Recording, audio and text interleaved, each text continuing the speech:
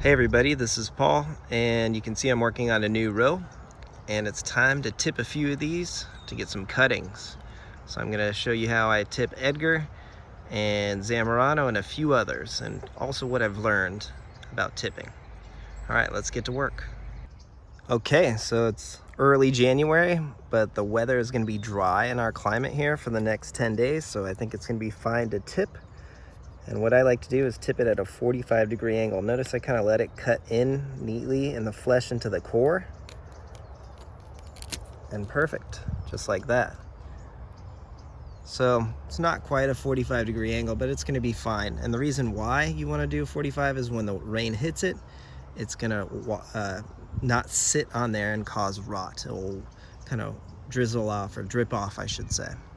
Now, this should be a good height for me because I'm gonna get a lot of growth on the sides. Also, this is on the, over here is the north facing side.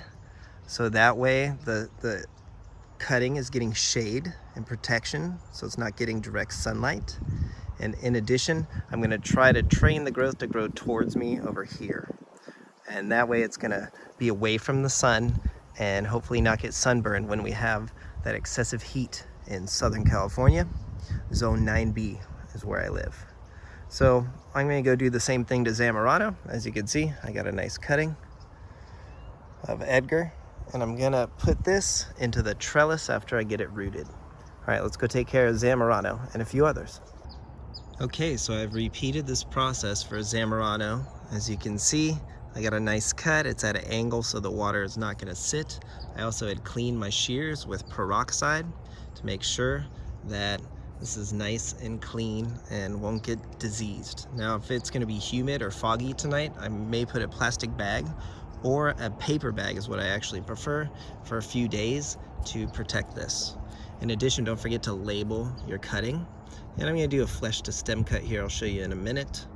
So let's go cut a few more and get down to trellising these guys correctly to promote that growth. That's what the goal is. We want to now promote a bunch of growth out of here to form a canopy. It's going to shoot out and come this way towards the camera. All right, let's go see what else needs some support.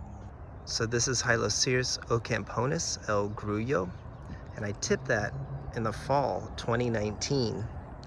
And what happened is for 2020, typical Ocamponis style, is that it shot out new growth below the branch I tipped. In fact, it shot 2 new branches. So this year I have a different strategy, and basically this branch, I just let it grow really long. And actually somebody asked a great question in the comments earlier on a video, and I couldn't find it to reply, but they asked why I didn't tip this one. So since it's Ocamponis, what I did is I just let it grow all season, nice and long. And then what I did is I just broke the branch, broke the very new growth, just ever so soft with my finger to see what's gonna happen. So I'm gonna leave this alone, but I'm hoping it's gonna get some new growth around here. That would be ideal. I don't want it to continue to shoot new branches down low. Now, I'll show you again what I basically did is I'm letting this one grow to the top, but all I really did is I just broke off the tip with my finger, ever so soft, slightly. It's not very hard to do that. All right, let's go talk about some more tipping. So this is Maki Supa, and you can see I don't need to tip any of the branches. What I need to actually do is train it. So I'm gonna use my planter's tape, and I'll show you what that looks like. Okay, there we go. So now I'm just gonna leave them all alone, but if the plant was more mature, a lot of growers will tip to induce flower buds around here in the spring. So not right now in the winter, but in the spring. But since my plant's a little too young for that, I'm just gonna leave it alone. But it is supported well for this next growing season. So this is an unknown variety, and you can see I started tipping it and I messed up. So let me zoom in and show you how I fix it and how I tip the others.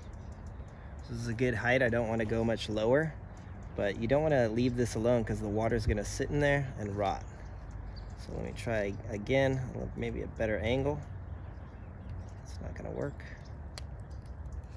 There we go, that's a better cut. All right, be careful of the spines. This is very spiny. And again, a nice 45-degree angle. Hardest thing is sometimes getting your shears at just the right angle. Again, I'm cutting towards the north-facing direction for my 45. And one more here. That should be good. There we go. So this one is going to become a viable cutting for sure. This should do fine. And I'll go show you how I do that now. Okay, so the last step now is I like to add some rooting hormone onto the flesh to stem cut.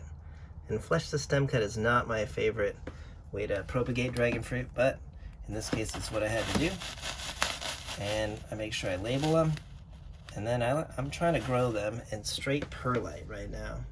So just straight perlite with good drainage. I've drilled holes into this plastic bin, and this is set in the greenhouse.